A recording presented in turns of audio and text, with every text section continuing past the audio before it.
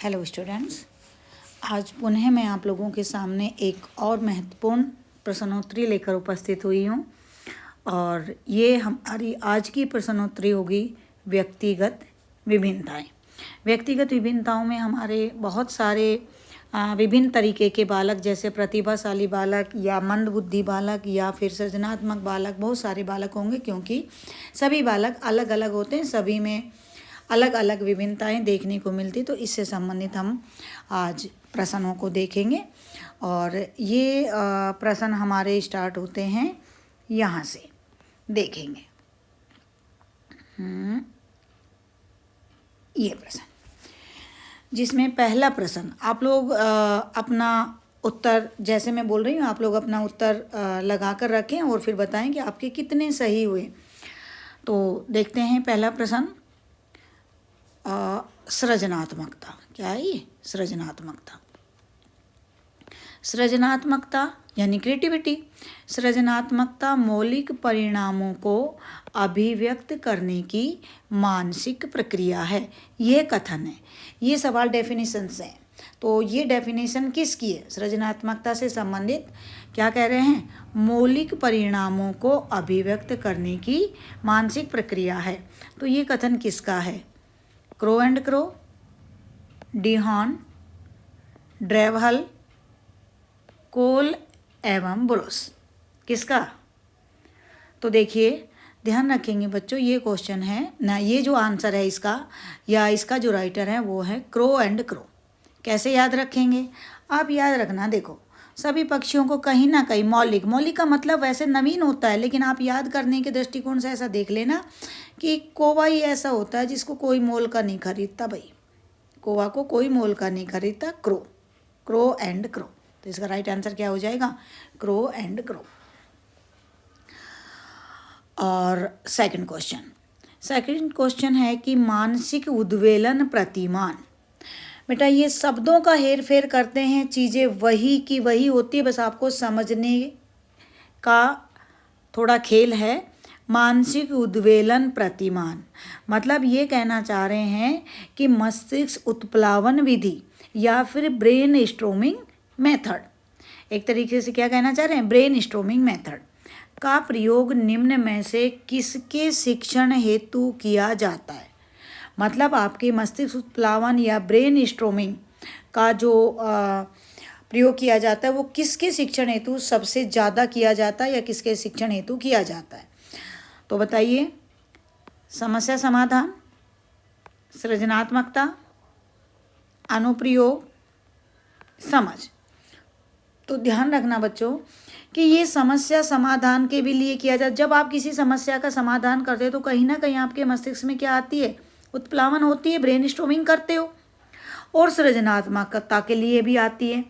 लेकिन अब इन दोनों में से ज़्यादा सही क्या है? क्योंकि मनोविज्ञान में क्या होता है, जो सही तो लगभग सारे ही होते हैं, लेकिन जो ज़्यादा सही होता है हमारा उत्तर वही माना जाता है।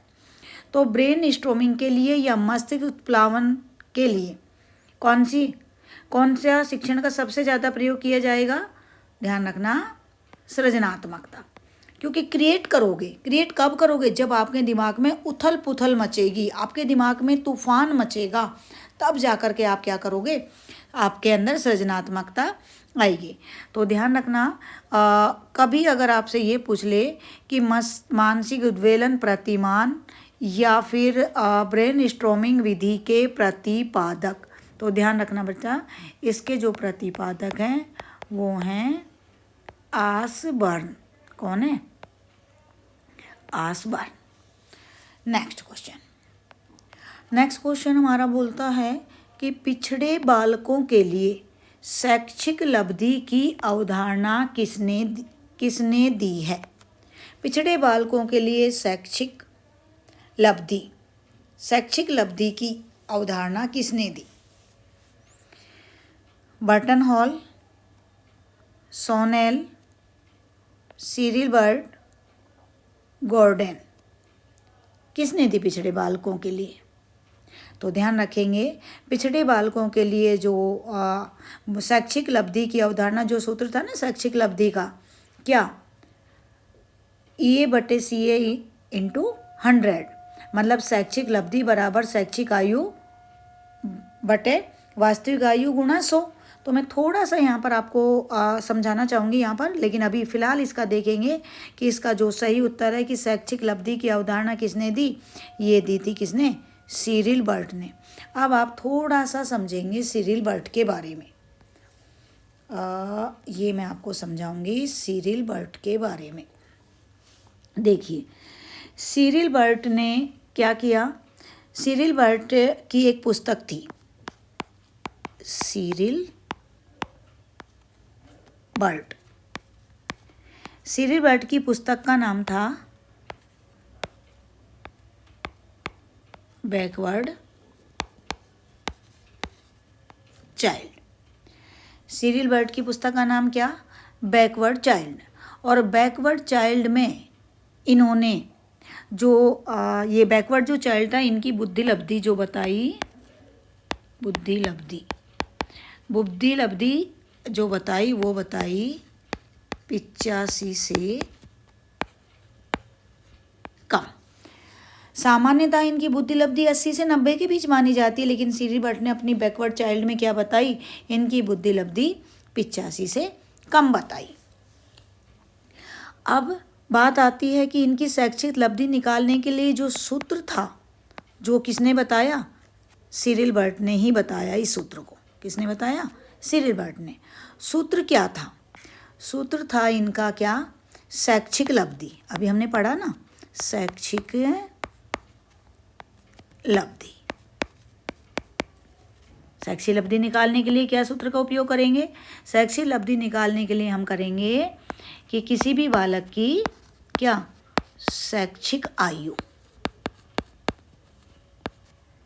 बटे वास्तविक आयु, वास्तविक आयु गुणा 100।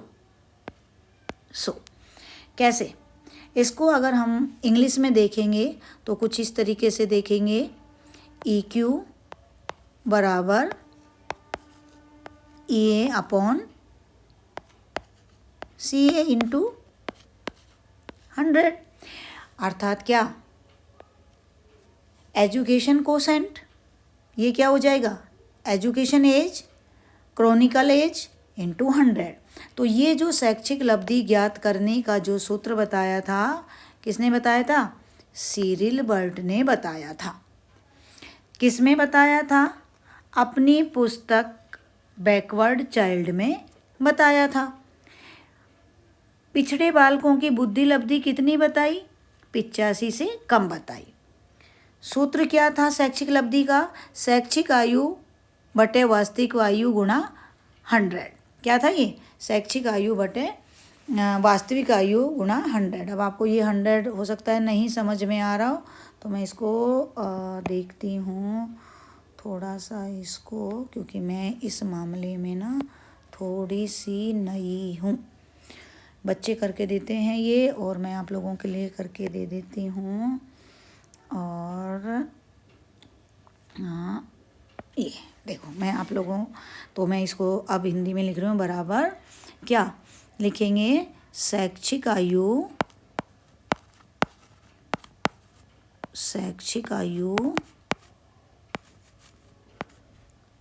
बटे वास्तविक आयु गुणा 100। अब ठीक हो गया ये। तो आप ये बहुत अच्छे से याद रखेंगे, क्योंकि यहाँ से बैकवर्ड से एक क्वेश्चन आता ही आता है। तो आप ये अच्छे से रखेंगे याद कि सिरिल बर्ट ने इसका वैज्ञानिक अध्ययन किया था, किसमें किया था, बैकवर्ड चाइल्ड में किया था। बच्चों की बुद्धि लब्धि बताई 80 और 85 से कम, और सूत्र था इनका शैक्षिक लब्धि बराबर शैक्षिक आयु बटे वास्तविक आयु गुणा 100, और अंग्रेजी में बोलेंगे तो EQ बराबर EA अपॉन CA इंटू 100। समझ गए बेटा। चलिए आगे चलते हैं। मैं बहुत आप लोगों के लिए कर रही हूँ, बस यही आशा करती हूँ कि आप इस रेट प्री में तो कम से कम फुल में से फुल नंबर, और फिर मेंस में भी, और फिर अपना सेकंड ग्रेड सीटेट जो भी है बच्चे जहाँ पढ़ रहे हैं जिस भी चीज़ में, उसमें भगवान करे आपके खूब खूब खूब सारे अच्छे नंबर आए, सभी में अच्छे नंबर आए। कहते हैं ना भगवान आप सबका भला करे, बस इतनी सी आशा है कि शुरुआत मेरे सब्जेक्ट से करे तो साइकोलॉजी में आपके सबसे अच्छे नंबर आना चाहिए। इसलिए तो घर पे भी कोचिंग से आने के बाद में, घर का काम करने के बाद मैं आप लोगों के लिए ये लेकर बैठती हूँ। तकरीबन 9 बज जाते हैं इसको लेकर बैठने में। चलिए अब आपके सामने आ गया ना, पिछड़े बालकों के लिए शैक्षिक उपलब्धि की अवधारणा किसने दी? तो ये किसने दी? सिरिल भट्ट ने। और अब आपको सब कुछ याद आ गया सिरिल भट्ट के बारे में। नेक्स्ट क्वेश्चन, व्यक्तिगत भिन्नता को निर्धारित करने में निम्न में से कौन सा जैविक कारक नहीं है? क्या पूछना चाह रहे हैं कि जेनेटिक फैक्टर कौन सा नहीं है? तो आनुवांशिकता, ये तो होता है जेनेटिक फैक्टर। जन्मजात स्वभाव, ये भी जेनेटिक में आ गया, ये भी वंशा इसमें आ गया आपका जैविक। ये पूछ रहे हैं जैविक कारक नहीं है। शारीरिक स्वास्थ्य, ये भी बिल्कुल होता है, जैसे हमारे माता पिता तो कहीं ना कहीं हम वंशानुक्रम से वैसे ही होते हैं। अभिभावक बालक संबंध, ये नहीं होता भैया, जैविक कारक नहीं है। तो अभिभावक बालक संबंध जैविक कारक नहीं है। आनुवांशिकता भी है, जन्मजात स्वभाव भी होता है और शारीरिक स्वास्थ्य भी होता है। चलिए नेक्स्ट क्वेश्चन, नेक्स्ट प्रश्न बोलता है कि उपचारात्मक शिक्षण किस प्रकार के बालकों के लिए प्रयुक्त होता है? रेमेडियल टीचिंग की बात कर रहे हैं। रेमेडियल टीचिंग कैसे बालकों के लिए ज़्यादा ठीक रहता है?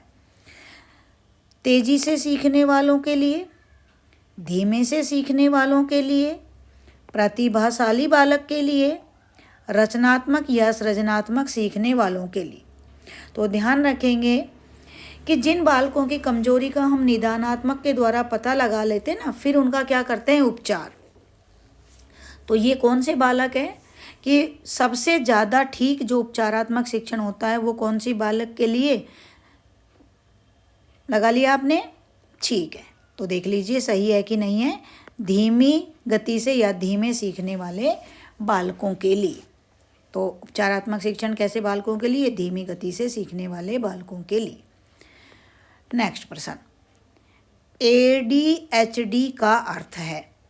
ADHD, तो आप एक बार ये देख ले कि ये ADHD क्या है। ADHD की जो फुल फॉर्म होती है वो क्या होगी? अटेंशन डिफिशिएट, कभी कभी पूछ लिया जाता है कि इसकी फुल फॉर्म क्या होगी। अटेंशन डिफिशिएट हाइपर एक्टिविटीज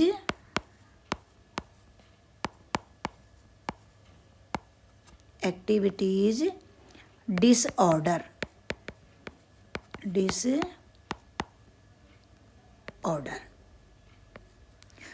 तो क्या पूछा? कभी कभी इसकी फुल फॉर्म पूछ रहे थे, इसलिए मैंने यहाँ पे फुल फॉर्म बताई है इसकी कि ADHD का अर्थ है वाचिक कठिनाई वाले बालक, श्रवण दुर्बलता है ये, दुर्बलता वाले बालक, ध्यान विकार वाले बालक, दृष्टिहीन वाले बालक। क्या सही होगा इसमें? ADHD का अर्थ कैसे बालकों के लिए है? Hyper activities disorder. अटेंशन मतलब ध्यान। इसका मतलब ये बालक ध्यान नहीं दे पाते, एकाग्रचित्तता नहीं होती इन बालकों में। जैसे कई बार होता है ना, आपने देखा है ट्रैफिक पे, कई बार ट्रैफिक लाइट होती है रेड, लेकिन बहुत सारे लोग यूं घूम करके निकल जाते हैं। बिल्कुल बीच बीच में कोई बात बोल रहे हैं, उनके बीच बीच में बोलेंगे। कितनी बार अपन कहते नहीं है, अरे भाई तू चुप हो जा थोड़ी देर, लेकिन नहीं होता, इनसे नहीं रहा जाता। ये थोड़ी देर भी शांत नहीं रह सकते, क्योंकि ये बहुत ज़्यादा इनमें क्या अटेंशन संबंधी क्या डिसऑर्डर होता है, ध्यान संबंधी। तो कहाँ आ गया? ऑप्शन मिल गया, बिल्कुल। ध्यान विकार वाले बालकों को क्या कहा जाता है? ADHD। कई बार मेरी ऑफलाइन क्लासेज में भी बेटा बहुत सारे मिल जाते हैं ADHD कि मैं बता रही हूँ कोई चीज़, मैम ये बता दो, तो मैं ये कहती हूँ बस जस्ट आने वाला है, लेकिन मैं फिर भी उनकी कदर करती हूँ कि चलो कोई बात नहीं, आएगा फिर पुनः बता दूंगी, पर अभी तुम्हें तो बता दूँ। क्योंकि क्या होता है कि जैसे बच्चे की जिज्ञासा होती है ना, शांत करनी चाहिए शिक्षक को, परंतु कई बार बच्चे क्या बहुत ज़्यादा ही ADHD बन जाते हैं। देखा नहीं आपने कई बार, जैसे आप बस वगैरह में जा रहे हुए होते हो, तो क्या होता है, ड्राइवर से कहा या कंडक्टर से बोला कि भैया रोक देना, भैया रोक देना। अब वो रोक रहे हैं, लेकिन आपको कहाँ सब्र रहता है कि वो जब तक रोके उससे पहले तो आप हल्का जैसे ही धीमी होती है बस और आप छलांग मार के उतर जाते हैं। मैं पता क्या कहूँगी आप लोगों को, मैं तो ADHD की श्रेणी में ही शामिल करूँगी, क्योंकि आपको किसी भी चीज़ में क्या नहीं रहती है, थोड़ा सा भी ध्यान एकाग्रचित नहीं कर पाते हो तो ये क्या कहलाता है, ध्यान विकार वाले बालक। चलिए, आपको अच्छे से समझ में आ गया होगा। अब देखेंगे नेक्स्ट क्वेश्चन। बाल अपराध का कारण है। बाल अपराध क्या? बाल अपराध वो होता है कि जब कोई बालक 18 वर्ष से कम हो, हालांकि अब नए संशोधन में 16 वर्ष कर दिया है लड़कों के लिए, तो लड़की के लिए अभी भी 18 वर्ष है। तो बाल अपराधी वो बालक होते हैं जिस बालकों की आयु 18 वर्ष से कम होती है और कोई समाज विरोधी या कानून विरोधी काम कर देते हैं। ऐसे बालकों को क्या कहा जाता है? बाल अपराधी बालक। तो यहाँ पे तो ये केवल ये पूछ रहे हैं कि बाल अपराध का कारण है माता पिता में अनबन रहना, परिवार के सदस्यों का सहानुभूतिपूर्ण व्यवहार, परिवार में आपस में सहमति से कार्य करना, समृद्ध परिवार। देखिए, अपराध की बात कर रहे हैं तो ये जो पॉइंट है ये बिल्कुल अपराध का कोई कारण नहीं दिखा रहा, क्योंकि सहानुभूतिपूर्ण व्यवहार हो रहा है, आपस में सहमति से सब कार्य हो रहे हैं तो भी अपराध नहीं हो सकता। समृद्ध परिवारों में कभी अपराध हो ही नहीं सकता। लेकिन क्या होता है कि कई बार माता पिता के बीच अनबन होती रहती है, लड़ाई झगड़े होते रहते हैं ना, तो उसके कारण क्या हो जाता है, बालक के में कहीं ना कहीं अपराध की भावना आ जाती है। अगर बालक 18 से कम है तो बाल अपराध, और 18 से ज़्यादा है तो क्या कहलाएगा, अपराधी कहलाएगा। तो अपराध का कारण क्या हो जाता है, माता पिता में अनबन रहना। चलिए नेक्स्ट क्वेश्चन। विशेष आवश्यकता वाले बच्चों को शामिल करना। विशेष आवश्यकता वाले बच्चों को शामिल करना एक अवास्तविक लक्ष्य है, विद्यालयों पर भार बढ़ा देगा, शिक्षण के प्रति दृष्टिकोण, विषय वस्तु और धारणा में परिवर्तन की अपेक्षा रखता है, जिनमें अक्षमता न हो उन बच्चों के लिए हानिकारक है। अब देखिए क्या पूछा कि विशेष आवश्यकता वाले बच्चों को शामिल करना। किसमें शामिल करोगे विशेष आवश्यकता वाले बच्चों को?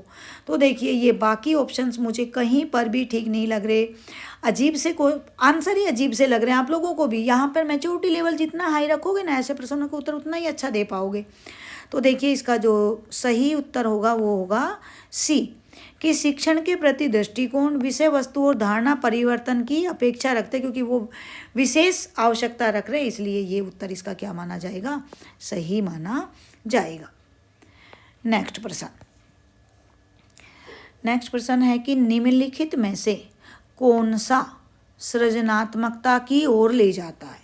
वेरी वेरी इंपॉर्टेंट क्वेश्चन, और मैं यहाँ दे देती हूँ इसे स्टार, क्योंकि बेटा सृजनात्मकता और प्रतिभाशाली इन दो बालकों से तो सवाल आते ही आते हैं। तो आप थोड़ा सा ये समझ लें कि सृजनात्मकता क्या है। तो मैं यहाँ पर ही आपको समझा देती हूँ सृजनात्मकता। आप एक बार देख लें, प्रश्न के ऑप्शंस देख लें कि निम्नलिखित में से कौन सा सृजनात्मकता की ओर ले जाता है। मतलब ये पूछ रहे हैं कि ऐसी कौन सी थिंकिंग है जो आपको क्रिएटिविटी की ओर ले जाती है। सामयिक चिंतन यानी इमोशंस वाली बात कर रहे हैं, अभिसारी चिंतन, अपसारी चिंतन, अहमवादी चिंतन। कौन सी थिंकिंग है जो आपको सृजनात्मक बालकों में मिलती है या सृजनात्मकता की ओर बालकों को ले जाती है। तो थोड़ा सा मैं यहाँ पर एक सृजनात्मक बालक की, क्योंकि पूरा टॉपिक तो मैं अभी यहाँ पर इतना समय भी अपन लोगों के पास नहीं है कि पूरा टॉपिक, मन तो बहुत है कि आप लोगों को सारे टॉपिक बता दूँ, लेकिन अभी आप लोग भी थोड़ा इंटरेस्टेड कम ही होंगे इसमें। अभी प्रश्नों के माध्यम से ही देख लें, तो मैं यहाँ जो जो खास चीज़ें होंगी मैं यहाँ समझा दूँगी आपको। देखिए सृजनात्मकता क्या बोलेंगे, क्रिएटिविटी।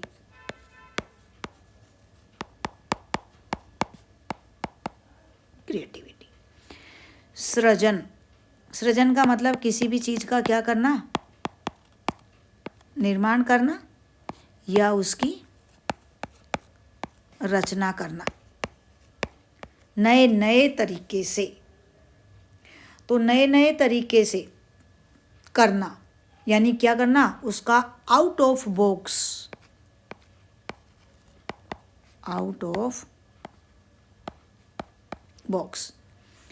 या फिर इसे क्या कहेंगे कि उसका क्या करना है, ये एक ही चीज़ के बारे में विभिन्न तरीके से सोचता है।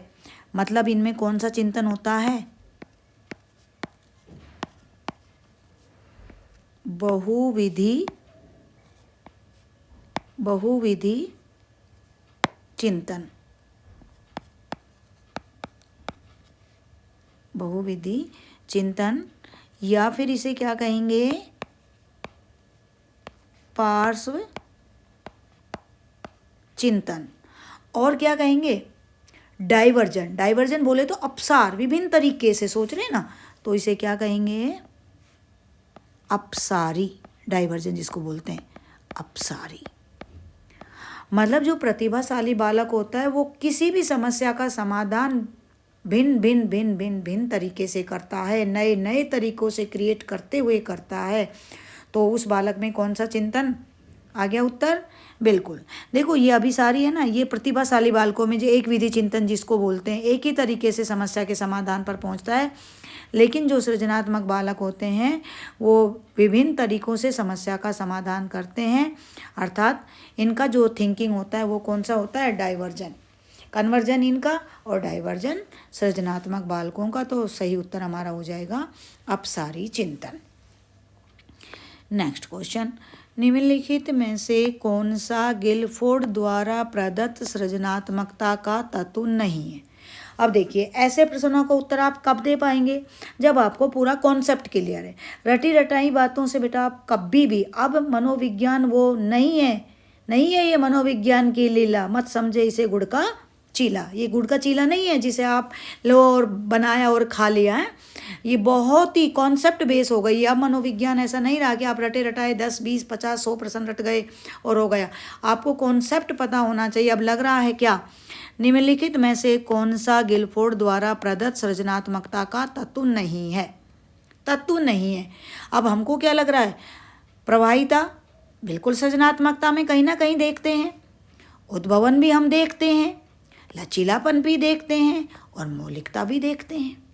तो कौन सा तत्व इसमें नहीं है सारी चीज़ें ये सृजनात्मकता के संबंधित, लेकिन प्रवाहिता, लचीलापन, मौलिकता ये तत्व तो है।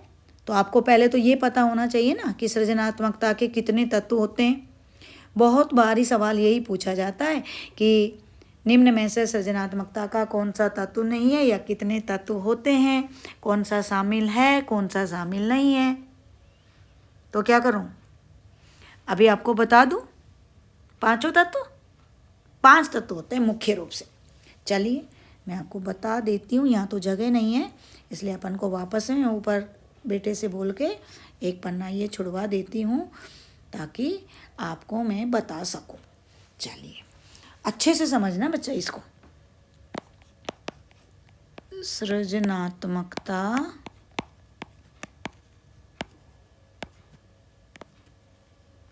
के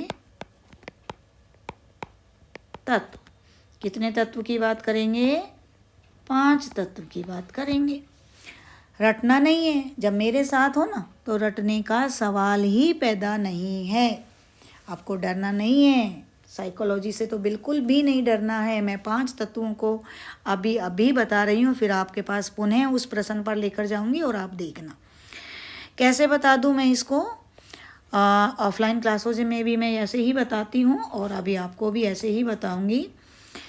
देखिए कैसे बनाया मैंने इसे, 5 तत्व याद कैसे रह जाएंगे। मेरा जो बेटा है ना उसका नाम है विशु। क्या नाम है, विशु अभी बड़ा हो चुका है, लेकिन विशु जब छोटा था ना तो विशु बहुत धमाल मचाता था, इतना धमाल मचाता था। अब नहीं मचाता, अब सीरियस हो गया है। तो विशु क्या मचाता था, धमाल। तो धमाल पहले, और अब विशु तो बड़ा हो गया, अब धमाल नहीं मचाता विशु। तो देखेंगे ध से देखेंगे, क्योंकि रटोगे ना बेटा ध्यान नहीं रहेगा। अब ये विशु धमाल अच्छे से याद रह जाएगा। क्या? ध से धारा प्रवाहिता। धारा प्रवाहिता जिसको फ्लोरेंसी बोलते हैं, खुली अभिव्यक्ति जिसको बोलते हैं। मैं, ये हो गया ध, ये मैं से होता है मौलिकता। मौलिकता बोले तो बिल्कुल नया, मौलिकता। लय बोले तो लचीलापन। ये इसलिए बता रही हूँ, बहुत ही बारी सवाल पूछा जाता है कि कौन सा इसमें तत्व है या कौन सा नहीं है। लचीलापन, फ्लेक्सिबिलिटी। जब कहते हैं ना एक समस्या का समाधान हम विभिन्न तरीके से करते हैं, तो कहीं ना कहीं क्या आ जाता है? लचीलापन। नेक्स्ट, विस्तारण, बढ़ा चढ़ाकर किसी चीज़ को बताना, नए नए तरीके से क्रिएट करना, विस्तारण। और 5वां शब्द आता है संवेदनशीलता। संवेदनशीलता, या फिर इसे अपन क्या बोल सकते हैं? भावुकता। भावुकता हो गया सृजनात्मकता के। अब आपको याद है कि विशु धमाल। तो देखो अब आ जाइए प्रश्न पर। आपको याद आ गया? क्या पूछा कि निम्नलिखित में से कौन सा गिलफोर्ड द्वारा प्रदत्त सृजनात्मकता का तत्व नहीं है? नहीं है तो प्रवाहिता, धारा प्रवाहिता है, लचीलापन भी था, मौलिकता भी था, तो क्या नहीं था? उद्भवन नहीं था। इसलिए राइट आंसर क्या आ जाएगा? उद्भवन। समझ गए? सभी लग रहे थे सृजनात्मकता से संबंधित, लेकिन उद्भवन क्या है? उद्भवन है, सृजनात्मकता से संबंधित तो है, लेकिन उद्भवन क्या है? उद्भवन है सृजनात्मकता का क्या? अवस्था। 4 अवस्थाएं बताई थी ना, तो ये भी बता दूं मैं अभी आपको। चलिए मैं एक बार ये भी बता देती, हो सकता है आगे इससे संबंधित सवाल आए। तो ये तो थे क्या? सृजनात्मकता के तत्व। और अब आप एक बार सृजनात्मकता की क्या देख लें? सृजनात्मकता की अवस्थाएं देख लें। कितनी? 4। किसने बताई थी? ये ग्राहम ने बताई थी। किसने बताई थी? ग्राहम ने। और कितनी बताई थी? 4। तो सृजनात्मकता की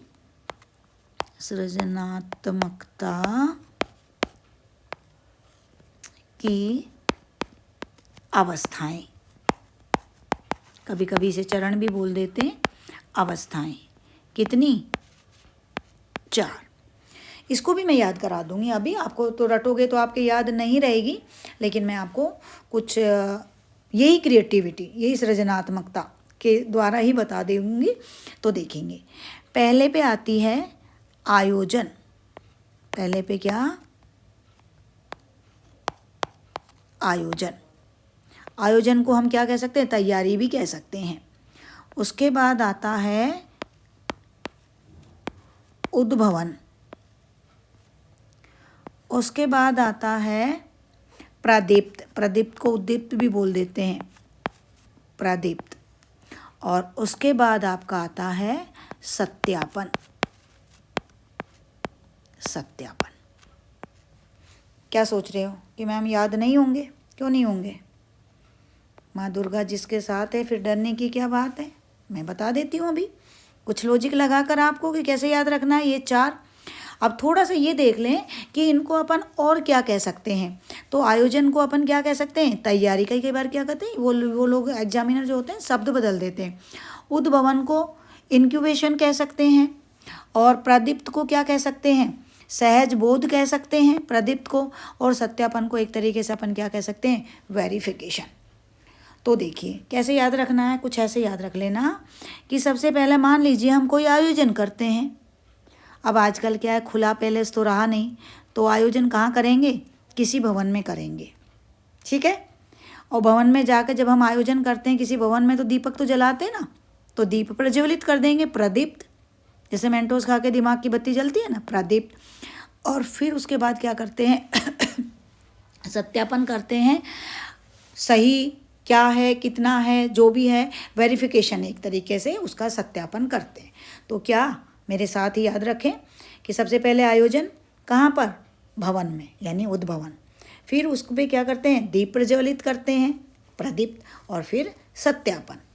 अब इससे संबंधित भी कई बार डीपली क्वेश्चन और बनते हैं। क्या बनते हैं कि सृजनात्मकता की सृजनात्मकता की वह अवस्था बताओ जहाँ पर बालक निष्क्रियता की अवस्था में रहता है। ऐसा मैंने देखा, 1-2 बार सवाल पूछे गए हैं कि सृजनात्मकता की 4 अवस्थाओं में वह अवस्था कौन सी है जहाँ पर बालक निष्क्रियता की अवस्था में रहता है। तो ज़्यादा दिमाग लगाने की ज़रूरत नहीं है बेटा, मेरे अनुसार ही सोचने लग जाएं। मेरे साथ रहोगे ना अभी पेपर तक तो आप मेरे जैसा सोचने लग जाओगे। कहीं ना कहीं बालक भवन में जाकर सोता है ना, आराम करता है, निष्क्रियता, तो क्या आंसर आ जाएगा? उद्भवन। अच्छा, एक सवाल और कि सृजनात्मकता की वह अवस्था कौन सी है जहाँ पर बालक के अंदर इंसाइट पैदा होती है, सूझ पैदा होती है, उसके अंदर किसी समस्या का उसे समाधान नजर आता है। तो कहते हैं ना, दिमाग की बत्ती जली, मेंटोस ने कहा फिर भी दिमाग की बत्ती जली, मतलब किसमें? प्रदीप। इसलिए इसे क्या कह देते हैं? सहज बोध कह देते हैं। यहाँ पर समस्या का समाधान नजर आता है और यहाँ पर बालक क्या रहता है? निष्क्रियता की अवस्था में रहता है। यहाँ विभिन्न तथ्यों को एकत्रित करता है और यहाँ पर उनका क्या करता है? वेरिफिकेशन करता है। समझ गए? तो सृजनात्मकता की अवस्थाएं भी बता दी मैंने आप लोगों को। अब नेक्स्ट आते हैं, ये तो अपना हो गया था 10 नंबर का क्वेश्चन। नेक्स्ट क्वेश्चन हमारा होगा 11 नंबर पर। 11 नंबर का क्वेश्चन जो है वो हमारा क्या बोल रहा है? 11 नंबर का क्वेश्चन बोल रहा है कि कौन से मनोवैज्ञानिक ने अपनी पुस्तक क्या हेरिडिटरी जीनियस, याद रख लेना, very very important book, hereditary genius में व्यक्तिक विभेद का वैज्ञानिक ढंग से विवेचन प्रस्तुत किया। ऐसा कौन सा मनोवैज्ञानिक था जिसकी पुस्तक का नाम था क्या? हेरिडिटरी जीनियस, और जिसने व्यक्तिगत भेद का वैज्ञानिक ढंग से विवेचन प्रस्तुत किया। व्यक्तिगत विभिन्नताओं पर वैज्ञानिक अध्ययन करने वाला व्यक्ति कौन? Allport, Bigge and Hunt, Jean पियाजे, सर फ्रांसिस गाल्टन।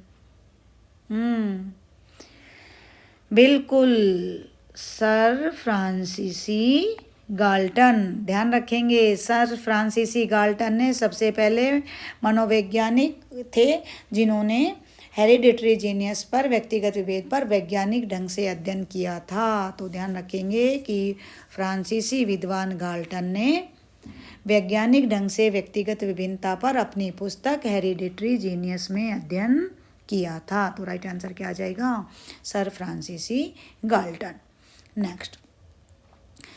नेक्स्ट है कि भारत में सृजनात्मकता परीक्षण की रचना किसने की? बहुत सारे परीक्षण आते हैं ना अपने, टॉरेंस परीक्षण या फिर बाकर मेहंदी के परीक्षण, मेहता, भाटिया, किस में पता नहीं, बहुत सारे आ रहे हैं। तो देखेंगे कि सृजनात्मकता का कौन सा? भारत में जलोटा ने, बाकर मेहंदी ने, मेहता ने, भाटिया ने। तो देखो, अगर आपने बुद्धि का टॉपिक अच्छे से पढ़ रखा हो तो आपको याद आ जाएगा कि जलोटा एक बुद्धि परीक्षण है, मेहता भी एक बुद्धि परीक्षण है, भाटिया भी बुद्धि परीक्षण है, लेकिन बाकर मेहंदी के शाब्दिक और अशाब्दिक परीक्षण कैसे परीक्षण थे? सृजनात्मकता परीक्षण। तो राइट आंसर हमारा क्या आ जाएगा कि कॉन्सेप्ट आपको पता है कि ये व्यक्ति तो यहाँ आता ही नहीं है, आया ही नहीं सृजनात्मकता में, हमने तो पढ़ा ही नहीं जलोटा को, मेहता को या भाटिया को, इन सबको तो हमने बुद्धि में पढ़ा था। तो बहुत ज़्यादा हमें ज़्यादा दिमाग लगाने की जरूरत भी नहीं पड़ेगी और हमारा आंसर आ जाएगा कि बाकर मेहंदी, जो बड़ी कक्षा के बालकों के लिए उपयोगी माना जाता है। नेक्स्ट प्रश्न, मंद गति से सीखने वाले बालकों के लिए निम्नलिखित में से कौन सा शैक्षिक प्रावधान उपयुक्त नहीं है? मंद गति से सीखने वाले बालकों के लिए कौन सा शैक्षिक प्रावधान आप प्रयुक्त नहीं करना चाहेंगे? मंद गति से सीखने के लिए उपचारात्मक शिक्षण, प्रतियोगिता न रखना, त्वरण लेबलिंग न करना। क्या आंसर आ जाएगा? मंद गति से सीखने वाले बालकों के लिए क्या सही नहीं है, क्या प्रावधान उपयुक्त नहीं है? तो देखो, ये मंद गति के लिए होता है। उपचारा तो हम पहले भी पढ़ चुके हैं। प्रतियोगिता ना रखना भी मंद गति के लिए होती है। लेबलिंग न करना भी मंद गति के लिए होती है। लेकिन त्वरण तो कौन से बालकों के लिए होती है? प्रतिभाशाली के लिए। तो यहाँ पे इन्होंने यही पूछा कि मंद गति से सीखने वाले बालकों के लिए कौन सा शैक्षिक प्रावधान उपयुक्त नहीं है। तो कौन सा उपयुक्त नहीं है? त्वरण क्यों नहीं है? क्योंकि त्वरण तो कौन से बालकों के लिए उपयुक्त है? प्रतिभाशाली बालकों के लिए। इसलिए ये शब्द ही किससे संबंधित है? प्रतिभाशाली से। और ये बाकी तीनों जो हैं ये किससे संबंधित है? मंद गति से। तो राइट आंसर हमारा है त्वरण। नेक्स्ट, एक बालक बुद्धि में औसत, उपलब्धि अभिप्रेरणा में उच्च, सृजनात्मकता में निम्न और सामाजिक विकास में औसत है, यह उदाहरण है। एक ही बालक की बात कर रही है, एक ही बालक की, कि वह एक ही बालक बुद्धि में औसत है, उपलब्धि अभिप्रेरणा में उच्च है, सृजनात्मकता में निम्न है और सामाजिक विकास में औसत है, यह उदाहरण है। अंतः व्यक्तिगत भिन्नता का, अंतर व्यक्तिगत भिन्नता का, अंतः व्यक्तिगत भिन्नता का, मापनीय व्यक्तिगत भिन्नता का, अवलोकनीय व्यक्तिगत भिन्नता का।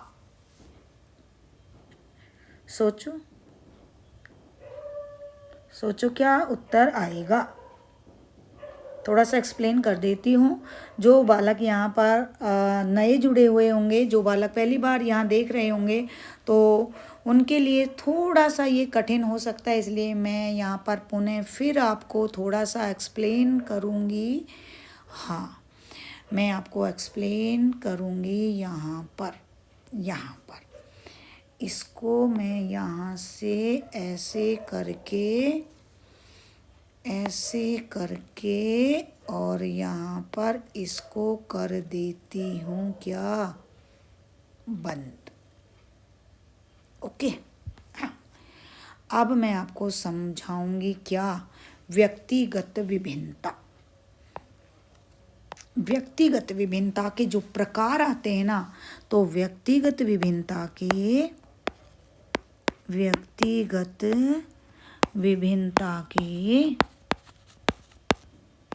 क्या, व्यक्तिगत विभिन्नता के प्रकार कितने, कौन से प्रकार हैं ये?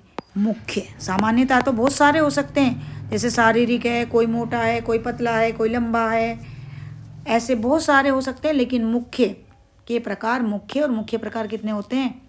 2। इन 2 प्रकारों को आप यहाँ अच्छे से पढ़ लेंगे ना, ये आपके बाल विकास में भी काम आएंगे, ये आपके बुद्धि में भी काम आएंगे, और यहाँ तो आएंगे ही आएंगे। कौन से वो 2 प्रकार? तो पहला जो प्रकार आता है वो आता है अंतः व्यक्तिगत भिन्नता। अंतः व्यक्तिगत भिन्नता। तो अंतः व्यक्तिगत भिन्नता को आप क्या बोलोगे?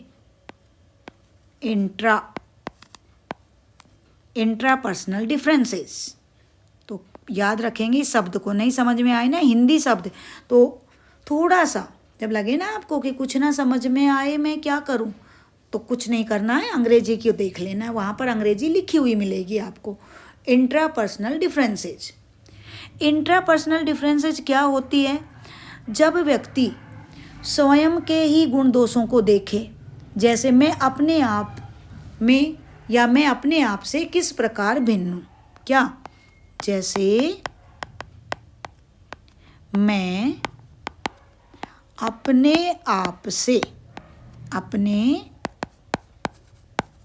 आप से किस प्रकार अलग हूँ, या फिर कह दें भिन्न हूँ।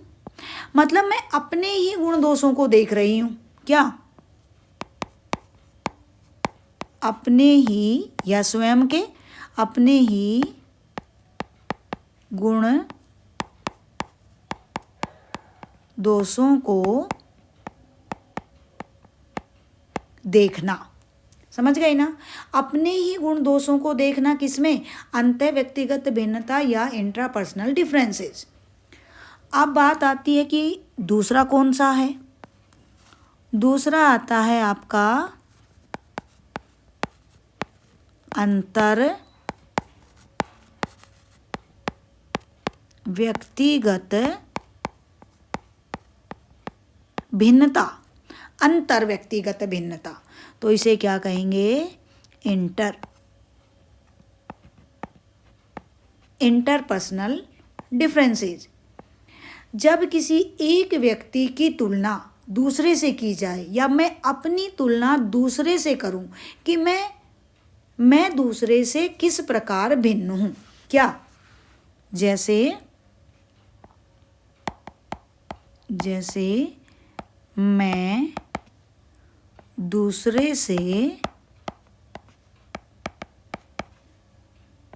दूसरे से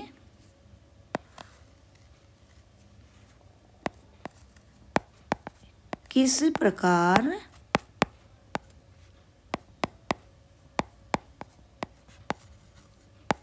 भिन्न हूँ।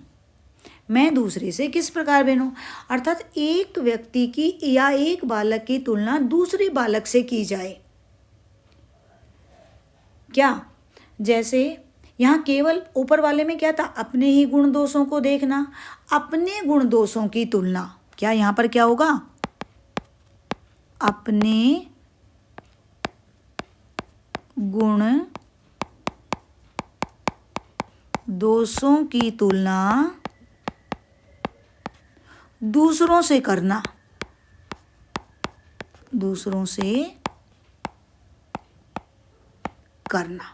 ये किस में आ जाएगी, इंटरपर्सनल डिफरेंसेस में।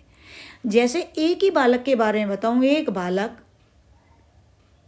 ऐसा है, वही ऐसा है, वही ऐसा है। एक ही बालक के कि वो बालक बुद्धि में अच्छा है लेकिन सृजनात्मकता में कम है, उपलब्धि में ठीक है, तो ये क्या आएगी, इंट्रापर्सनल अंतः व्यक्तिगत भिन्नता।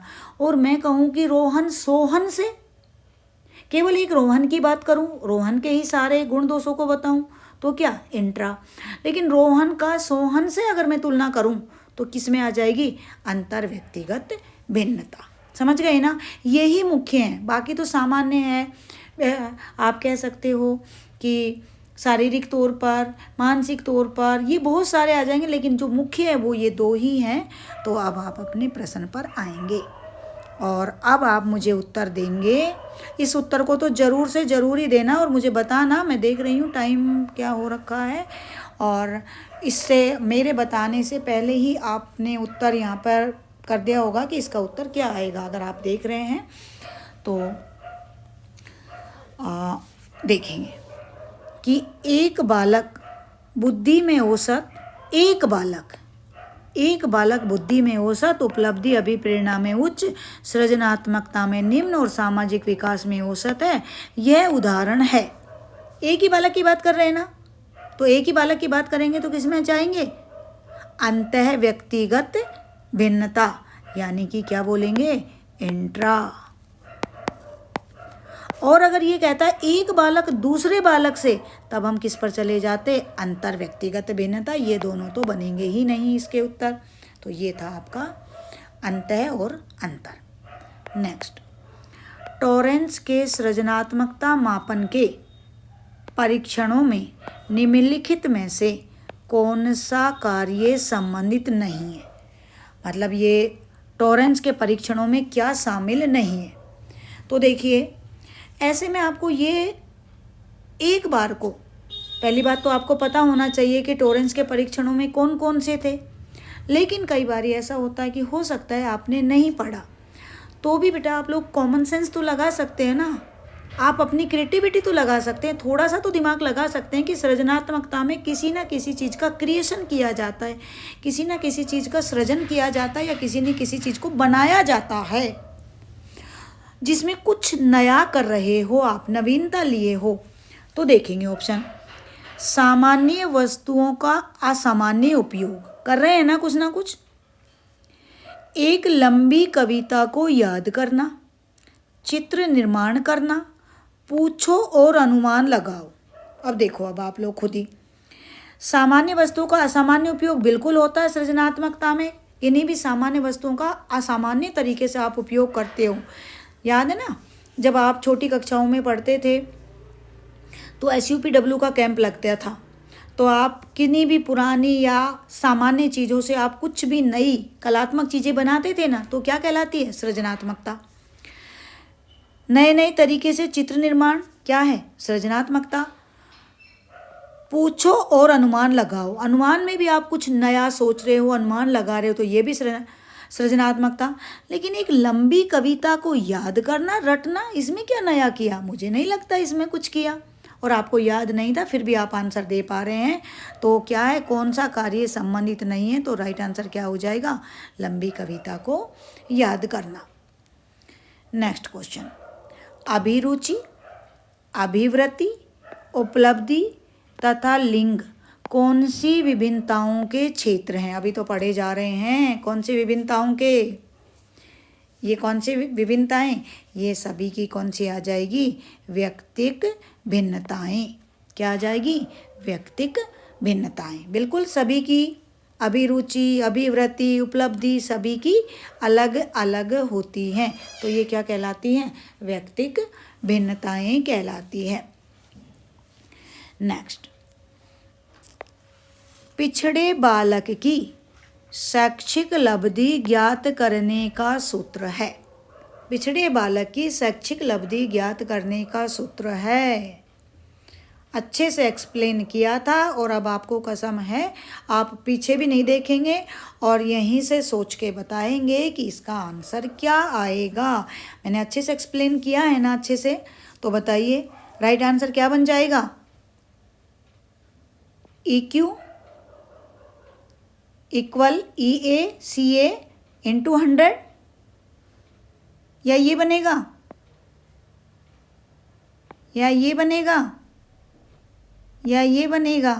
साफ दिख रहा होगा। नहीं मैम, B तो बिल्कुल भी नहीं बनेगा मैम, क्योंकि यहाँ पर तो वास्तविक आयु ऊपर रख दी। ये भी नहीं बनेगा मैम, यहाँ पर तो 100 नीचे रख दिया मैम, यहाँ तो 100 ही नहीं रखा। ऐसा लग रहा है वो ना दिमाग, ऐसा ही लगाना पड़ेगा बेटा, मेरे साथ रहोगे तो यही लगाना पड़ेगा। ये भी यही बताया था, शैक्षिक लब्धि शैक्षिक आयु बटे वास्तविक आयु गुणा 100, तो यही बिल्कुल सही सोचा, यही इसका राइट उत्तर आ जाएगा। मैं पहले एक्सप्लेन कर चुकी हूँ, सिरिल बर्ट ने बताया था ना ये सूत्र। किसमें बताओ? बैकवर्ड चाइल्ड में। बहुत जल्दी बेटा लाइव आऊँगी, वहाँ फिर थोड़ा सा ये लगेगा ना, थोड़ा अच्छा सा लगेगा कि आप लोग, अभी तो मुझे लगता है ऐसा महसूस करती हूँ मैं तो ये सोच के कि ऑफलाइन क्लास में जैसे आप मेरे सामने बैठे और ये करके कर रही हूँ, अभी जैसे ही अभी लाइव आऊँगी ना, तब आप लोगों का बहुत सारे एक क्या कहते हैं कि मैराथन लेकर आऊँगी, सारे प्रश्नों का मिले जुले रूप लेकर के आऊँगी और 3-4 कम से कम पेपर में आपको इस तरीके के सोल्व करवाऊँगी, तब आप लोग जवाब देते जाएंगे तो मुझे और भी अच्छा लगेगा। चलिए नेक्स्ट क्वेश्चन, निम्नलिखित में से कौन सा शब्द दूरदर्शिता के लिए दिया गया है?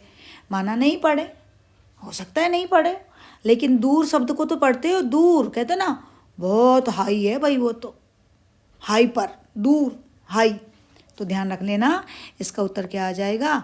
हाइपरोपिया। ये एक तरीके से हाइपरोपिया जो दूरदर्शी होते हैं ना, सृजनात्मक बालकों के लिए लिया जाता है, तो राइट आंसर हमारा क्या आ जाएगा? दूरदर्शिता। ऐसे ना थोड़ी सी क्रिएटिविटी लगा दिया करो और आ जाएगा आपका उत्तर। चलिए नेक्स्ट क्वेश्चन, बच्चों में अमूर्तमान प्रत्ययों को ग्रहण करने की योग्यता होती है, जो है नहीं उसके बारे में भी सोच लेते हैं। वो कौन से बालक होते हैं? पिछड़े बालक, मानसिक रूप से पिछड़े बालक, इनमें से कोई नहीं, या प्रतिभाशाली बालक। अमूर्त चिंतन कैसे बालकों में? बिल्कुल सही, समझदार बच्चे हैं मेरे, प्रतिभाशाली बालकों में, क्योंकि पिछड़े, मानसिक रूप से पिछड़े या इनमें से कोई नहीं तो बनेगा ही नहीं, तो ये नहीं होगा। तो कौन से बालकों में? अमूर्त चिंतन है ना ये, प्रतिभाशाली बालकों में कौन सा? अमूर्त चिंतन। ठीक है, 19 क्वेश्चन और अब आपका आ जाएगा 20 नंबर का क्वेश्चन। हस्तशिल्प की शिक्षा दी जानी चाहिए। हस्तशिल्प की शिक्षा कैसे बालकों को? मंदबुद्धि बालक को, पिछड़े बालक को, सामान्य बालक को, प्रखर बुद्धि बालक को। कैसे बालक को? बिल्कुल, हस्तशिल्प की शिक्षा देखो कैसे बालकों को देनी चाहिए, मंदबुद्धि बालक को। मंदबुद्धि बालक को हस्तशिल्प, जिससे वो अपनी आजीविका चला सके, क्योंकि इतनी बुद्धि तो उसमें है नहीं कि जो बहुत बड़ा लेवल का कोई काम कर सके। वो मंदबुद्धि बालक है, तो कुछ हस्तशिल्प से संबंधित उसे कुछ कारीगरी वगैरह सिखा दो, जिससे वो अपने जीवन यापन कर सके। तो मंदबुद्धि बालकों के लिए कौन सी शिक्षा सबसे अच्छी मानी जाती है? हस्तशिल्प शिक्षा। नेक्स्ट, व्यक्तिगत भिन्नता के कारक सदैव ही होते हैं। यानी क्या पूछना चाह रहे हैं कि व्यक्तिगत भिन्नता का जो फैक्टर होते हैं, व्यक्तिगत भिन्नता को जो प्रभावित करता है, वो कारक हमेशा ही कौन से होते हैं? वंशानुक्रम, सामाजिक व आर्थिक, संवेगात्मक व व्यक्तिगत, पर्यावरण व वंशानुगत। बिल्कुल, जो आपकी व्यक्तिगत विभिन्नता को प्रभावित करता है वो कौन सा? वो कारक कौन होते हैं? एच और कौन सा? ई। यहाँ थोड़ा सा ऐसा लिख दिया कि पहले पर्यावरण लिख दिया, बाद में वंशानुक्रम। बात ऐसा ही होता है कि वंशानुक्रम और वातावरण ही आपकी व्यक्तिगत विभिन्नता को प्रभावित करते हैं। आपकी अकल और आपकी शकल किसकी देन? आपके वंशानुक्रम की देन। और आपका जो बोली चाली का लहजा है या आपके ड्रेसिंग सेंस वगैरह है, वो सब किस में? कहीं ना कहीं वातावरण में। तो हमारी व्यक्तिगत विभिन्नता को जो प्रभावित करता है वो मुख्य रूप से क्या है? पर्यावरण और वंशानुक्रम। नेक्स्ट, निम्नलिखित में से कौन सा बाल अपराध का एक मनोवैज्ञानिक कारक नहीं है? बाल अपराध का मनोवैज्ञानिक कारक नहीं है। मानसिक संघर्ष, प्रबल कामना, राजनीति, मंदबुद्धि। बाल अपराध का मनोवैज्ञानिक कारक मानसिक संघर्ष, अंदर ही अंदर मन में द्वंद्व चलता है, बिल्कुल होता है। प्रबल कामनाएं रखोगे, बहुत ज़्यादा महत्वाकांक्षी रहोगे, तो ये भी बाल अपराध का एक कारण हो सकता है। मंदबुद्धि बालक भी कहीं ना कहीं बाल अपराधी बन जाते हैं, ये भी बाल अपराध का एक कारण होता है। लेकिन मुझे नहीं लगता कि राजनीति बाल अपराध का कारण हो सकती, क्योंकि राजनीति में पहली बात तो बालक आ ही नहीं सकते, बड़े हो जाते हैं तो ही राजनीति में आते हैं। तो राइट आंसर क्या हो जाएगा? राजनीति। नेक्स्ट, हकलाने का मनोवैज्ञानिक कारण है। आप हकला रहे हैं, मनोवैज्ञानिक कारक पूछा है, आपका जन्मजात कारक नहीं पूछा है कि भाई आपके अंदर जन्मजात ही कोई दोष है, तुम्हारी जीभ मोटी है या कोई और कारण है, नहीं। मनोवैज्ञानिक कारक। कई बार आप क्या करते हैं, बोलते बोलते बीच में रुक जाते हैं या हकलाने लग जाते हैं, तो इसका मनोवैज्ञानिक कारक कौन सा है? तो मनोवैज्ञानिक कारक हकलाने का कौन सा हो सकता है? देखिए, घर तथा विद्यालय का तनावपूर्ण वातावरण, संवेगों का तीव्र प्रवाह, शब्द भंडार का अपर्याप्त होना, त्रुटिपूर्ण वाक्शैली। हकलाने या तुतलाने का मनोवैज्ञानिक कारक, घर तथा वातावरण का तनावपूर्ण कारक बिल्कुल कोई मनोवैज्ञानिक कारक नहीं है। शब्द भंडार का अपर्याप्त, ये भी कोई मनोवैज्ञानिक कारक नहीं है। त्रुटिपूर्ण वाक्शैली, ये भी मनोवैज्ञानिक कारक नहीं है। मनोविज्ञान में क्या पढ़ते हैं? संवेग। तो संवेग का तीव्र प्रवाह, बहुत ज़्यादा उथल पुथल जब आपके इमोशंस मचाते हैं, तो वहाँ कहीं ना कहीं आपका मनोवैज्ञानिक कारक बनता है। तो ये राइट आंसर इसका क्या हो जाएगा? संवेगों का तीव्र प्रवाह एक मनोवैज्ञानिक कारक है, किसका? हकलाने का। नेक्स्ट, जिन बालकों की शैक्षिक उपलब्धि अपनी आयु के अन्य बालकों से कैसी रहती है? निम्न रहती है, वह कहलाता है। वह बालक जिसकी शैक्षिक उपलब्धि, क्या? शैक्षिक उपलब्धि, एजुकेशन कोसेंट, शैक्षिक उपलब्धि उसकी आयु के अन्य बालकों से कम रहती है, तो वह बालक कहलाता है। वह बालक कैसा बालक कहलाएगा? वह बालक क्या? पिछड़ा बालक, मंदित मना बालक, ये नाम ही नहीं पढ़ा कहीं पर, बाल अपराधी बालक या मंदबुद्धि बालक? बताइए, वह बालक कौन सा बालक कहलाएगा? देखो, बहुत ज़्यादा निम्न की बात नहीं कर रहे हैं, केवल निम्न रहती है, अन्य बालकों से थोड़ी निम्न रहती है, तो वह बालक कैसा बालक कहलाएगा? बहुत ज़्यादा निम्न होती ना तो मंदबुद्धि में आता। बाल अपराधी का तो मतलब ही नहीं बनता, मंदित मना ये क्या कोई शब्द ही नहीं बनता। अब बात ये आती है कि पिछड़ा बालक या मंदबुद्धि बालक, तो थोड़ी सी कम है, थोड़ी निम्न रहती है, तो वह बालक कौन सा बालक? पिछड़ा बालक। नेक्स्ट, व्यक्तिक भिन्नता के आधार पर पार्कहर्स्ट ने बालकों के लिए शिक्षा पद्धति दी। पार्कहर्स्ट हेलेना ने पार्क में क्या होता है? पार्क में क्या डाली होती है? बिल्कुल, पार्क में डाली होती है। किसकी? पेड़ की डालियाँ होती है ना पार्क में, तो पार्क में डालियाँ होती है, ऐसा सोच लेंगे। पार्कहर्स्ट हेलेना, तो पार्क में क्या होती है? डालियाँ होती है। डाली बोले तो डाल्टन, तो इसका राइट आंसर क्या हो जाएगा? कौन सी शिक्षा पद्धति थी? पार्कहर्स्ट, ये पूरा नाम था इनका, कुमारी पार्कहर्स्ट हेलेना, और इन्होंने जो शिक्षा की विधि बताई थी वो कौन सी थी? डाल्टन विधि। तो राइट आंसर क्या हो जाएगा? डाल्टन। नेक्स्ट, निःशक्त बालकों की शिक्षा के लिए प्रावधान किया जा सकता है। जो निःशक्त बालक हैं उनके लिए शिक्षा का प्रावधान, ऐसे बालकों के लिए ध्यान रखना कि क्या इन्हें समावेशित शिक्षा के द्वारा इनका शिक्षा व्यवस्था की जा सकती है, सबको मिला जुला करके, जिससे कोई भेदभाव नहीं हो, तो सबको मिला जुला कर कौन सी शिक्षा? इंक्लूसिव एजुकेशन दी जाती है। तो राइट आंसर क्या आ जाएगा? समावेशित शिक्षा। नेक्स्ट, निम्न में से कौन सी मानसिक मंदता की विशेषता नहीं है? मानसिक मंदता की विशेषता, बुद्धि लब्धि 20 और 70 के मध्य, बिल्कुल सही बात है, होती है। धीमी गति से सीखना, दैनिक क्रियाओं का ना कर पाना, ये भी होती है इनकी। वातावरण के साथ अनुकूलन में कठिनाई, ये भी होती है। और क्या पूछ रहे हैं? विशेषता नहीं है, अन्य नहीं है ये बेटा। अंतः व्यक्तिक संबंध, खुद के संबंध, व्यक्तिक संबंध कमजोर होना, नहीं, इनके खुद के तो संबंध बहुत अच्छे होते हैं, खुद के लिए तो बहुत सोचते हैं ये, दूसरों के लिए ही नहीं सोचते। कई बार विशेषताओं में बताती हूँ ना कि दूसरों की चिंता करने के बजाय अपनी चिंता करना, तो इनके अंतः व्यक्तिक या अन्य जो भी लिख रखा है इसके अकॉर्डिंग अंतः व्यक्तिक संबंध कमजोर होना, ये इनकी विशेषता नहीं है। बाकी तीनों ही इसकी क्या है? विशेषता है, लेकिन ये इसकी विशेषता नहीं है। तो राइट आंसर क्या आ जाएगा? अंतः व्यक्तिक संबंध का कमजोर होना। नेक्स्ट, एक अध्यापक किसी भी समूह में समुदाय आधारित व्यक्तिगत विभिन्नताओं को समझ सकता है। यानी अध्यापक व्यक्तिगत विभिन्नताओं को कैसे समझ सकता है?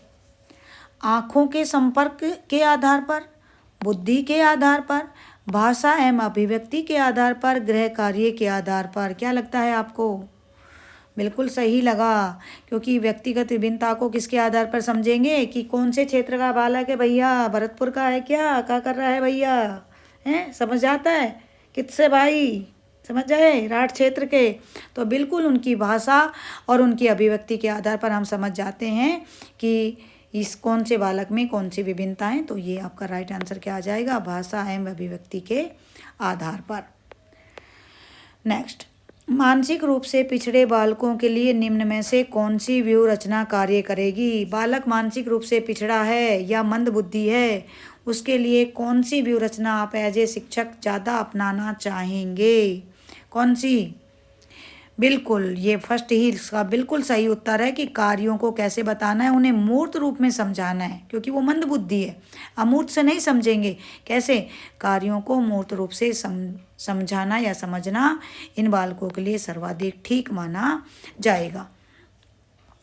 ये इनके लिए काम की चीज़ नहीं है। लक्ष्य निर्धारित के लिए प्रोत्साहन कुछ नहीं समझते, ये स्वयं अध्ययन तो कर ही नहीं सकते ये लोग, और सहायता के लिए बाहर के संसाधनों को प्राप्त करना, नहीं, ये कोई इनके लिए नहीं। इनके लिए तो सबसे ज़्यादा जो मोस्ट इम्पोर्टेंट बात है वो है कार्यों को मूर्त रूप से समझना। नेक्स्ट,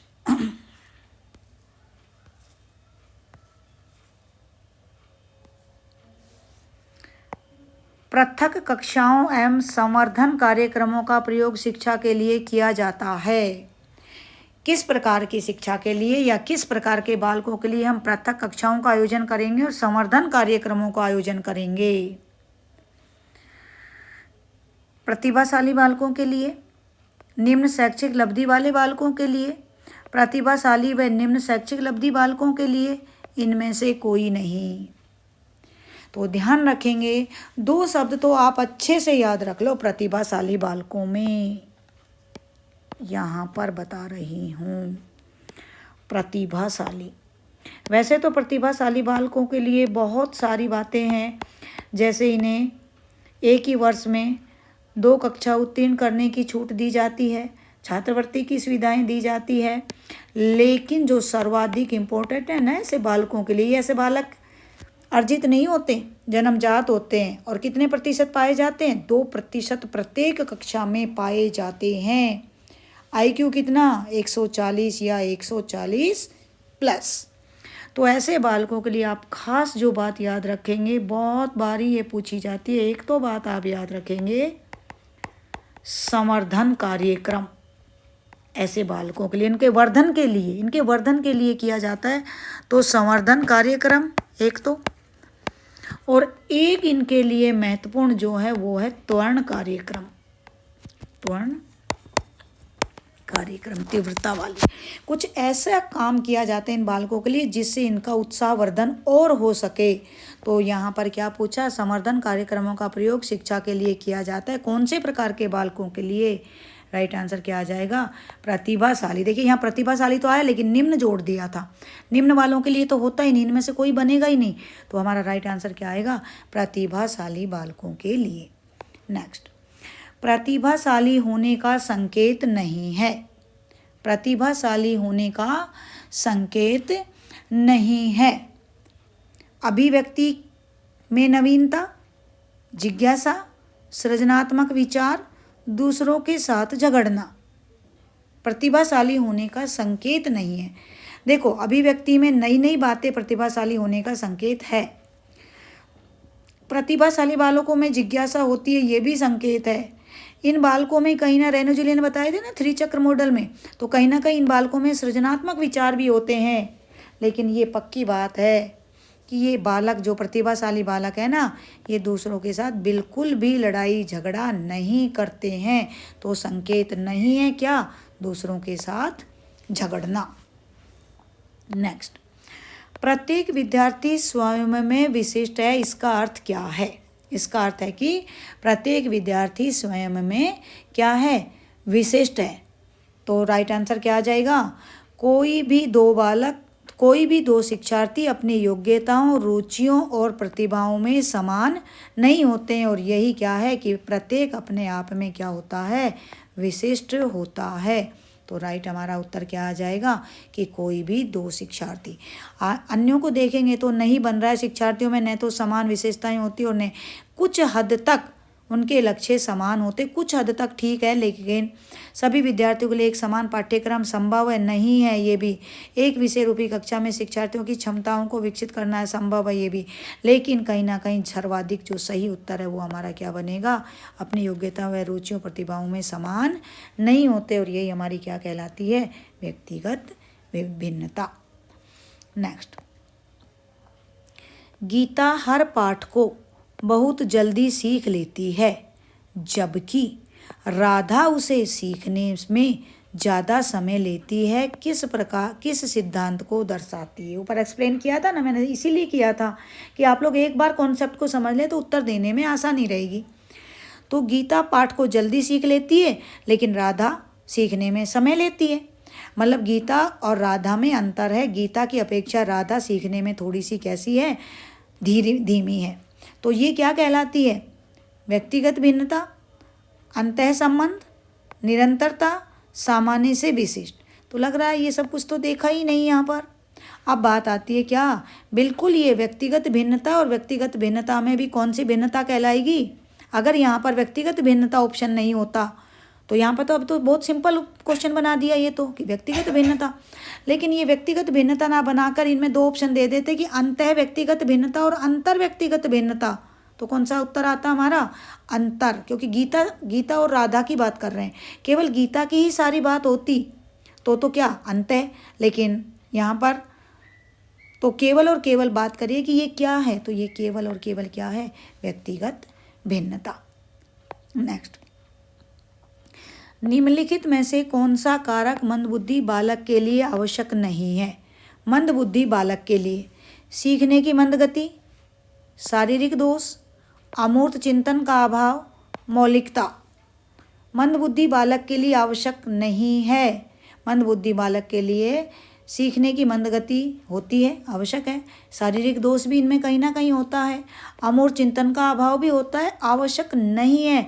तो क्या आवश्यक नहीं है? मौलिकता आवश्यक नहीं है। तो राइट उत्तर क्या हो जाएगा? मौलिकता। क्योंकि मौलिकता कौन से बालकों के लिए होती है? प्रतिभाशाली बालकों के लिए या फिर सृजनात्मक बालकों के लिए। नेक्स्ट, प्रतिभाशाली बालकों के लिए आवश्यक है। क्या जरूरी है प्रतिभाशाली बालकों के लिए? वर्ग त्वरण की सुविधा, उन्हें विशिष्ट योग्यता हेतु विशिष्ट अवसर दिए जाएं, उन्हें साधारण होने की अनुभूति कराई जाए, असाधारण होने की अनुभूति कराई जाए, उन्हें लगातार पुरस्कार दिए जाए। चारों ही ऑप्शन कहीं ना कहीं ठीक है, लेकिन कौन सा ज़्यादा ठीक है? दे दोगे ना? अभी तो बताया था ना ऊपर। बिल्कुल, देखो, उन्हें विशिष्ट योग्यता हेतु विशेष अवसर दिए जाए, बात कहीं ना कहीं ठीक है। उन्हें असाधारण, बिल्कुल होते हैं ऐसे बालक है, तो उन्हें अनुभूति कराई जाए, ये बात भी कहीं ना कहीं ठीक है। उन्हें लगातार पुरस्कार दिए जाएं, वो लगातार नहीं लेकिन फिर भी दिए जाएं, पर कहीं ना कहीं ठीक है। सर्वाधिक ठीक क्या है? ऐसे बालकों को क्या किया जाए? वर्ग त्वरण की सुविधा दी जाए। तो ज़्यादा उत्तर सही हमारा क्या आ जाएगा? वर्ग त्वरण। मैंने दो बातों में खास बताया था प्रतिभाशाली बालक कि एक तो समर्धन और एक वर्ग त्वरण। नेक्स्ट, विशेष रूप से जरूरतमंद बच्चों की शिक्षा का प्रबंध होना चाहिए। विशेष आवश्यकता वाले बालकों की बात कर रहे हैं कि विशेष आवश्यकता वाले बालकों के लिए क्या दूसरे सामान्य बच्चों के साथ विशेष विद्यालयों में विशेष बच्चों के लिए विकसित विधियों द्वारा, विशेष विद्यालयों में विशेष शिक्षकों द्वारा। सारे ही ऑप्शन कहीं ना कहीं ठीक है, लेकिन ज़्यादा ठीक कौन सा है? तो देखिए, विशेष ज़रूरतमंद बालकों के लिए दूसरे सामान्य बच्चों के साथ, ये कहीं ना कहीं ज़्यादा ठीक नहीं है, लेकिन सबसे ज़्यादा ठीक ये है कि विशेष विद्यालयों में, विशेष विद्यालय तो यहाँ पर भी आ गया और विशेष विद्यालय में विशेष शिक्षक यहाँ पर भी आ गया, लेकिन ज़्यादा अच्छी और ज़्यादा गंभीर बात क्या है कि विशेष विद्यालयों में विशेष बच्चों के लिए विकसित जो स्पेशली विधियाँ बनी इन बालकों के लिए, उनके लिए ज़्यादा सही है। तो राइट आंसर क्या आ जाएगा? ये हमारा बी इज राइट आंसर। और ये होगा आपका लास्ट क्वेश्चन और वेरी वेरी इंपॉर्टेंट क्वेश्चन। क्या बच्चे की जिज्ञासा शांत करनी चाहिए? कब शांत करनी चाहिए? जब शिक्षक फुर्सत में हो, जब विद्यार्थी फुर्सत में हो, कुछ समय पश्चात, तत्काल जब विद्यार्थी द्वारा जिज्ञासा की गई हो। क्या चाहेंगे आप? किसे लॉक कर दूं? बिल्कुल बेटा, मैं तो खुद हमेशा मेरी ऑफलाइन क्लासेज में मैं यही करती हूँ कि जब भी बच्चा पूछता है, चाहे कई बार बच्चा क्या बन जाता है, ADHD बन जाता है, आगे की पूछता है, लेकिन फिर भी मैं कहती हूँ कि बेटा ये है ना, अभी आएगा, कल की क्लास में आएगा या 4 दिन बाद आएगा या अगले टॉपिक में आएगा, पर आपने पूछ लिया है तो अब तो इसे मैं बताऊंगी और मैं बताती हूँ।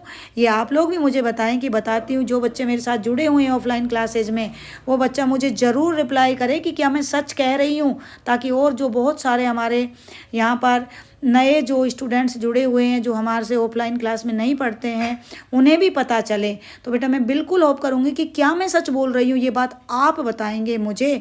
मैं हमेशा ही यही करती हूँ कि जब भी बालक सवाल पूछता है मैं तुरंत उसे बताती हूँ। और बिल्कुल ये बात सही है कि तत्काल जब विद्यार्थी द्वारा जिज्ञासा की गई हो तभी आंसर देना चाहिए या बताना चाहिए। ये एक शिक्षक का व्यावसायिक नहीं, नैतिक धर्म भी बनता है।